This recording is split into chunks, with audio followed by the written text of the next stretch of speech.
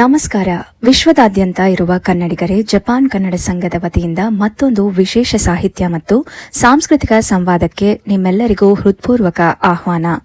ಕನ್ನಡ ಸಾಹಿತ್ಯ, ಪ್ರವಾಸ, ಸಂಸ್ಕೃತಿ ಮತ್ತು ಜಾಗತಿಕ ಕನ್ನಡಿಗರ ಅನುಭವಗಳನ್ನು ಒಂದೇ ವೇದಿಕೆಯಲ್ಲಿ ಬೆಸೆಯುವ ವಿಶಿಷ್ಟ ಜೆಕೆಎಸ್ ಪಾಡ್ಕಾಸ್ಟ್ನಲ್ಲಿ ಈ ಬಾರಿ ನಾವು ನಿಮ್ಮ ಮುಂದೆ ತರುತ್ತಿದ್ದೇವೆ ಒಂದು ಅಪರೂಪದ ಸಾಹಿತ್ಯ ಕೃತಿ, ಅಲ್ಲೇ ಎಣಿಸಿಬಿಟ್ಟ ನಕ್ಷತ್ರಗಳು. ನಮ್ಮ ಮೊದಲ ಅತಿಥಿ ಶ್ರೀಮತಿ ಎಂಆರ್ ಕಮಲಾ, ಕರ್ನಾಟಕದ ಹೆಸರಾಂತ ಸಾಹಿತಿ, ಕವಿಯತ್ರಿ, ಅನುವಾದಕಿ ಹಾಗೂ ಶಿಕ್ಷಣ ತಜ್ಞೆ.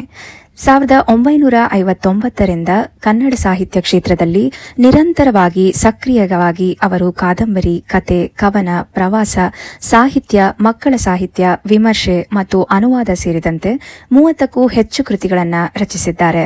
ಅವರ ಸಾಹಿತ್ಯ ಸೇವೆಗೆ ಕರ್ನಾಟಕ ಸಾಹಿತ್ಯ ಅಕಾಡೆಮಿ ಪ್ರಶಸ್ತಿ ಸೇರಿದಂತೆ ಹಲವಾರು ರಾಜ್ಯ ಹಾಗೂ ರಾಷ್ಟ್ರೀಯ ಪ್ರಶಸ್ತಿಗಳು ಕೂಡ ಸಂದಿದೆ.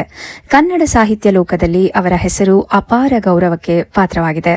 ನಮ್ಮ ಎರಡನೇ ಅತಿಥಿ ಶ್ರೀ ಆಕಾಶ್ ರಮೇಶ್ ಕಮಲ ಚಿಕ್ಕಪ್ಪ, ಲೇಖಕ, ಚಲನಚಿತ್ರ ನಿರ್ಮಾಪಕ ಹಾಗೂ ಜನಪ್ರಿಯ ಮೆಟ್ರೋ ಸಾಗಾ ವೆಬ್ ಸರಣಿಯ ಮೂಲಕ ಪರಿಚಿತರಾಗಿರುವ ಪ್ರತಿಭಾವಂತ ಸೃಜನಶೀಲ ವ್ಯಕ್ತಿತ್ವ.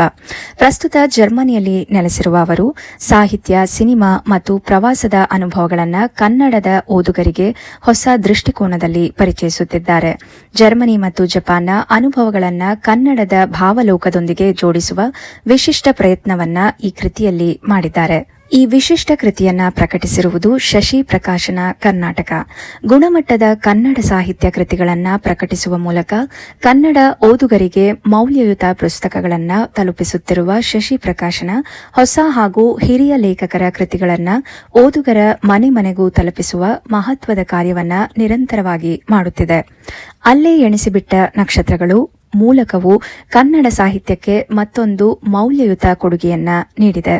ಈ ಪುಸ್ತಕದ ವಿಶೇಷ ಏನು ಅಂತ ಕೇಳೋದಾದ್ರೆ, ಒಂದೇ ಪುಸ್ತಕ, 2 ದೇಶಗಳು, 2 ತಲೆಮಾರುಗಳು, 2 ವಿಭಿನ್ನ ಅನುಭವಗಳು. ಆದರೆ ಒಂದೇ ಕನ್ನಡ ಮನಸ್ಸು, ತಾಯಿಯ ಕಣ್ಣಲ್ಲಿ ಜರ್ಮನಿ, ಮಗನ ಕಣ್ಣಲ್ಲಿ ಜಪಾನ್.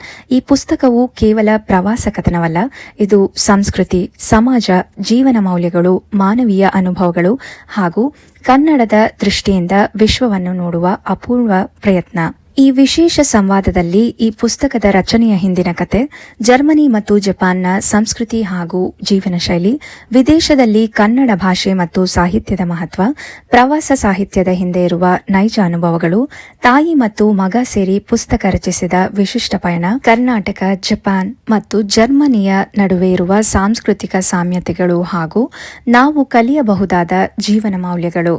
ಕಾರ್ಯಕ್ರಮದ ವಿವರ: ದಿನಾಂಕ 9 ಆಗಸ್ಟ್ 2026 ಭಾನುವಾರ, ಜಪಾನ್ ಸಮಯ ಸಂಜೆ 7:30ರಿಂದ 8:30. ನೇರ ಪ್ರಸಾರ ಜಪಾನ್ ಕನ್ನಡ ಸಂಘ ಯೂಟ್ಯೂಬ್ ಚಾನೆಲ್. ದಯವಿಟ್ಟು ಜಪಾನ್, ಜರ್ಮನಿ, ಭಾರತ ಹಾಗೂ ವಿಶ್ವದಾದ್ಯಂತ ಇರುವ ಪ್ರತಿಯೊಬ್ಬ ಕನ್ನಡಿಗರು ಈ ಅಪರೂಪದ ಸಾಹಿತ್ಯ ಸಂವಾದವನ್ನ ತಪ್ಪದೆ ವೀಕ್ಷಿಸಿ. ನಿಮ್ಮ ಕುಟುಂಬದವರು, ಸ್ನೇಹಿತರು, ಪುಸ್ತಕ ಪ್ರೇಮಿಗಳು ಹಾಗೆ ಕನ್ನಡ ಸಾಹಿತ್ಯಾಸಕ್ತರೊಂದಿಗೆ ಈ ಕಾರ್ಯಕ್ರಮದ ಮಾಹಿತಿಯನ್ನ ಹಂಚಿಕೊಳ್ಳಿ. ನಿಮ್ಮ ಪ್ರಶ್ನೆಗಳೊಂದಿಗೆ ನೇರ ಪ್ರಸಾರದಲ್ಲಿ ಕೂಡ ಭಾಗವಹಿಸಿ. ಜಪಾನ್ ಕನ್ನಡ ಸಂಘ ವಿಶ್ವದ ಕನ್ನಡಿಗರನ್ನ ಸಾಹಿತ್ಯ, ಸಂಸ್ಕೃತಿ ಮತ್ತು ಜ್ಞಾನದ ಮೂಲಕ ಒಂದಾಗಿಸುವ ಪ್ರಯತ್ನ. ಬನ್ನಿ, ಆಗಸ್ಟ್ 9ರಂದು ಸಂಜೆ 7:30ಕ್ಕೆ ಜೆಕೆಎಸ್ ಯೂಟ್ಯೂಬ್ ವಾಹಿನಿಯಲ್ಲಿ ಭೇಟಿಯಾಗೋಣ. ಧನ್ಯವಾದಗಳು.